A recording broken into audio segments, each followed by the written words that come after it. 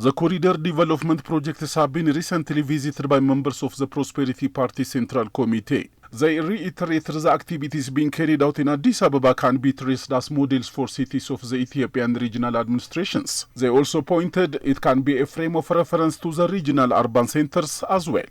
As to what the visitors comprehended, the corridor development encompasses upgrading of pedestrian sidewalks, bike lanes, lots for vehicles and granary works. It also embraces other pertinent developmental activities, they added, depending on their observation. We visited major sites of Addis Ababa's corridor development phase 1 and 2. Among them, the riverbanks development and the greenery tasks along the river basins of the city can be regarded as most amazing. The 56 kilometers long riverside development, based on the one that originates from Ntoto Mountain and crosses the city center, being adjacent to the Friendship Square, to wind up its journey to Akaki Kaliti, can be seen as the best example. This is astonishing. It even seems not being undertaken by our professionals only. When I reviewed the overall accomplishment, some of the duties ignite to question how were all these accomplished in such a short period of time and quality? How did the city administration manage to conduct successful dialogues with the society?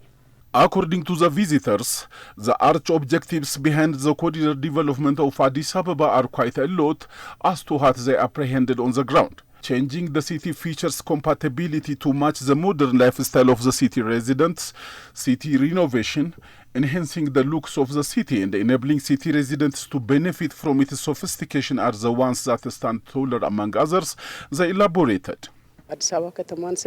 I used to travel to and from the capital for so long. I also used to work here in Addis Ababa for about 9 years. I even failed to retrieve the former looks of some places where I was familiar. I believe we're destined to change this nation of ours.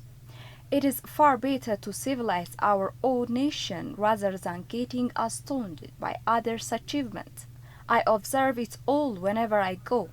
I'm impressed by the cooperation of the society for renovation of the city.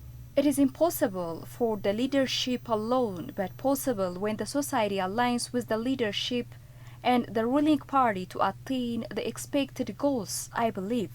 In addition, the close outlook for development is another reason as to what I observed.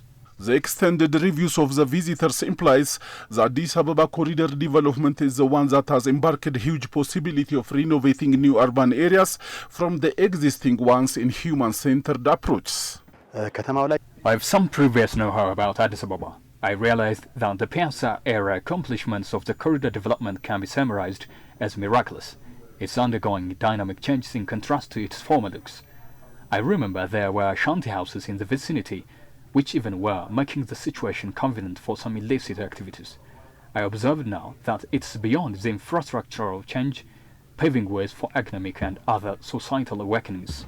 The transformative development project is being implemented in Addis Ababa, reshaping and changing the Ethiopian capital's story boldly and with purpose.